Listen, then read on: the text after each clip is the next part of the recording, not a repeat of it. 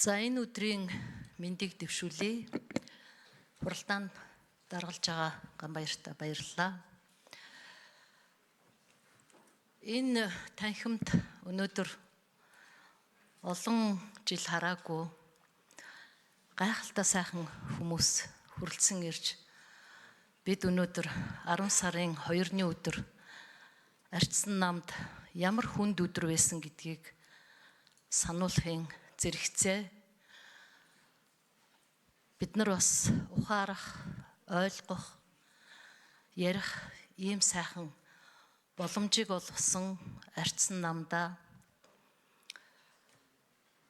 манай Хэлмэгдэхсдийн холбооны үе дамжин цогтой тэмцэгч цогоодоо за бүх хүмүүстээ та бүгдээ баярсан талархснаа бас хувийн зүгээс илэрхийлмээр байна. Би энд та нарыг нэлээд тийм өдөж хатгах гэсэн үүднээс маш товч үг хэлэхээр бэлдэж ирсэн учраас миний энэ хэлэх үг болгоны цаана улс орны хувь заяа Монгол улсын тусгаар тогтнолын асуудал байгаа учраас та нар илүү надаас илүү амьдрал ярьж өнөөдөр Монгол улсад тул орч буй хүний эрхийн асуудал тех тусмаа сая манай Ганбаярын хэлсэн тоталитар, авторитар дэглэм рүү явж байгаа энэ бүх шинж тэмдгүүдтэй холбоотой дэлхийн нийтэд болж байгаа асуудлыг би бас ярихгүй болохгүй гэж бодлоо. Саяхан Нью-Йорк хотноо Нэгдсэн үндэсний байгууллагын дээд хэмжээний нэгдсэн хуралдаан ерөнхий ассамблеийн 80 дугаар чуулган болж өнгөрсөн. Дэлхийн тусгаар тогтносон бүх улс орнуудыг үндсэндээ дээвэрдээ багтаасан энэ олон улсын байгууллага тэртээ 80 жилийн өмнө бий болохдоо 2 том зорилтыг л агуулсан байдаг. Бид бүгд мэднэ. Энэ бол дэлхий даяар инх тайван дайн дажингүй оршин тогтох ийм зорилт байсан. Харин 2 дахь нь 1948 онд баталсан хүний эрхийн түгээмэл тунхаглалыг гишүүн орнууд даган мөрдөх явдал байлаа. Энэ 80 жилд дэлхийн ертөнц хүйтэн дайн, хөрөнгөтөн болон социалист хэв маягийн системийн өрсөлдөөн, арчилдын 3 дахь давалгаан, зөвлөлт холбоот улсын задрал, энэ социалист системийн дампуурал, бүс нутаг улс орнуудыг хамарсан дайн, зэвсэгт мөргөлдөөн юуг эс үтсэн бэлээ. Геополитик, геоэдийн засгийн шинжтэй энэ маш чухал сэдвийг Арчсан нам дараагийн зохион байгуулах хуралд хөндөж хэлсэн гэдэгт итгэлтэй байна. Парламентод ёс бий болж тогтсны 35 жилийн ойн хүрээнд Арчсан намаас бас өнөөдрийн энэ хүний эрхийн асуудал зориулсан энэ хуралдаан бол тохиолдол биш гэж бодож байна. Учир нь юу вэ гэхээр сая Нүбийн хурлын дараа энэ Нүб гэдэг институт чинь өөрөө юу болчих вэ гэдэг бид нар бүгд асар том сорилттой учирч байна гэдгийг харлаа. Ялангуяа 2019 оноос хойш дэлхийд даяар хүний эрхийн асуудал масс шинжтэй болсон. Энэ нь COVID-19 пандемитой холбоотой локдаун, вакцинжуулалт, хүний зорчих эрх, эрүүл аюулгүй орчинд амьдрах эрх хөндөгдсөн зөвхөн манай орны хувьд төдийгүй. Би өөрөө 51 хоног хоригдсон хүний хувьд локдаунд орчиход гадаадад хэлж байгаа шүү. Бас хүний эрхийн зөрчилд хохирсон хүний хувьд. Энэ дэлхийн улс гүрнүүдийн өмнө маш том сорилт авчирлаа. За энэ нь эргээд биднэрт юу ойлгуулсан бэхээр өнөөдөр энэ дижитал технологи, AI ашиглах зэрэгээр хувь хүний амьдралын бидний privacy-д халдаж эхэлж байна төр. Хязгааргүй боломжийг нээж өгж байна энэ маань. 4 дахь жилдээ үргэлжилж байгаа Орос Украины дайн. Израиль Палестины асуудал бидний өнөөдрийн өдөр тутмын амьдралаас хол мэт боловч 22 оны 2 сарын 24-ний өдөр Оросын холбооны улс Украин улс руу довтлож Европ төвд дайн дэгдсэний дараа мөн 23 оны 10 сард Израиль Хамасын аимшигт алан хядлагын дараа Газын зурваст Палестины эсрэг явуулж буй Израилийн эрх баригчдын цэрэг зэвсгийн ажиллагаа дэлхийн нөхцөл байдлыг оронгоор нэрвүүлсэн. Бид нар өнөөдөр нүүбийг яриад хүний эрхийн түгээмэл тунхаглал яриад энэ маань бидний амьдралаас дэндүү асрагдаад холдоод байна.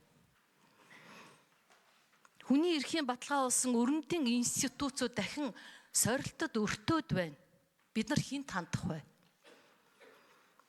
За дөрөв дэх засаглал хэмээн хүлээн зөвшөөрөгдсөн хэвлэл мэдээлэл, уламжлалт нөлөөлөл, дүр төрхөө алдаад cognitive warfare гэж ярьдаг тийм ээ. Өөрөөр хэлбэл social ертөнц, инфлюенсер, тролл зэргээр хүний ухамсар, бидний аран шин, үйл хөдлөл бүгдийг хөтөлж байна өнөөдөр.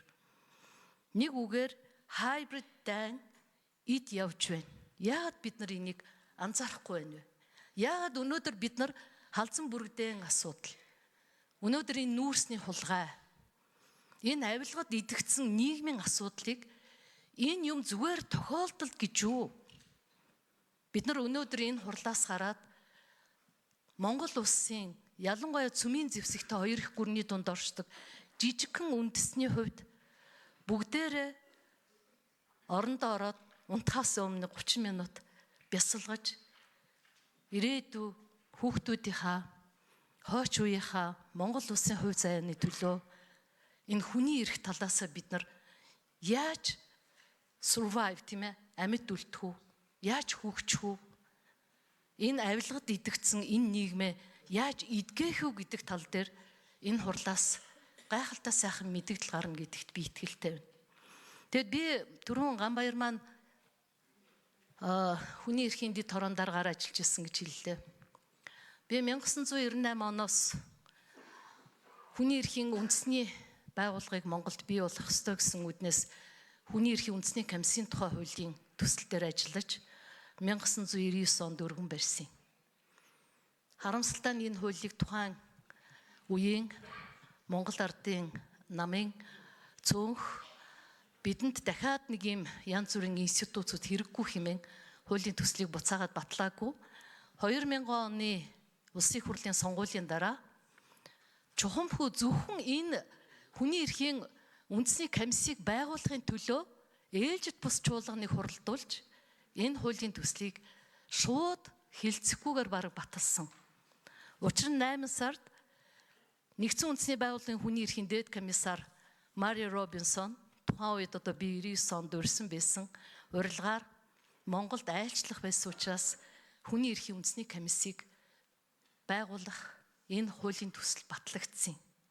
Өнөөдөр манай энэ хуралд хүний эрхийн үндэсний комисс ирсэнгүй. Би өчигдөр энэ хуралтай холбоотой хүний эрхийн үндэсний комиссийн 24-т хилтгэлтэй танилцсан. Маш сайн илтгэл байлээ. Гэхдээ энэ бол судалгаа. Гэтэл бид нар өнөөдөр хүний эрхийн үндэсний комисс бол action, өөрөөр хэлбэл яаж хүний эрх зөрчигдөж байна гэдэг дээр алхам тутамд шүгэл үлээж кейс болгоныг шийдэж явах ёстой ийм институт байх ёстой. Гэтэл хуралд маань ч ирээгүй. Энэ бол үнэхээр харамсалтай. Тэгэхээр бид нар одоо энэ хүний эрхийн үндэсний комиссийн асуудлыг ч гэсэн цаг нь болсон биш үү? 25 жил явсан юм байна. Манай хөрсөнд суугаагүй юм байна. Тийм учраас энэ институцийг өөрчилж, энд их сайхан уриалга байлээ, омбудсман институттай болъё гэж бид нар бас бодолцож ярилцах асуудал. За ингээд эцэст нь хүний эрхийн институцийг бид нар илүү прагматик, илүү бодит ажилуулах шаардлагатай байна гэж хэлмээр байна. Тэгээд би бас нэг одоо нэг өвгөн партизаны яриа гэдэг шиг нэг дурсамжаар үгээ өндөрлөе. 1997 онд Amnesty International-ын ерөнхий нарийн бичгийн дараагаас надад Монголын шоронд маш их олон хоригдол нас барж байна хэмээн албан тоот ирүүлж ирсэн. Би хүний эрхийн дэд хорон дарга байсан. Тэр дороо 10 гаруй хүний бүрэлдэхүүнтэй эмч нар, өмгөөлөгч олон хүмүүсийг шүүхийн шийдвэр гүйцэтгэлийн хүмүүсийг оролцуулж улсын их хурлын гишүүдээс олон цөөнхөөс бүрдсэн 10 гаруй хүний бүрэлдэхүүнтэй ажлын хэсэг байгуулж тухайн үеийн онцгой чанга дэглэмтэй бүх хорих газруудаар сар гаруй хугацаанд явж бид нар шалгалт хийжсэн.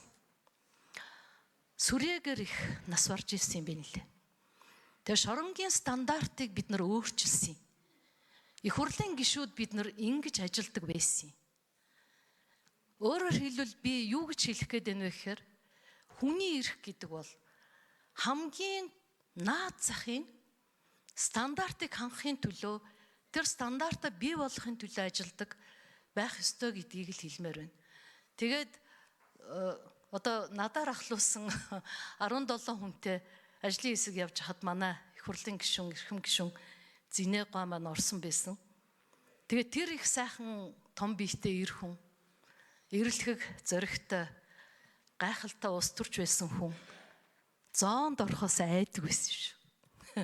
Би зүгээр нэг л зүйлийг хэлье. Хүний эрх гэдэг бол өөрөө асар их одоо та нарын энэ танхимд хүрэлцэн ирсэн энэ хүмүүсийн асар их хүсэл зориг, төвчээр, зориг энэ бүх юм бас манай энэ хурал даргалж байгаа цогоо Ганбаяр хоёрыг ч гэсэн харж ахт бол нүдэнд харагдаж байна. Цөмөөрөө энэ танхимаас гараад Монголд энэ бүх юм хизээ нэгэн цагт өөрчлөгдөх баха гэж тийм бодлоор биш даруй гараад ямар одоо хуулиудыг их хурлын гишүүд санаачлах ёстой юм. Их хурл нь хүний эрхийн үндэсний комиссанд яах ёстой юм.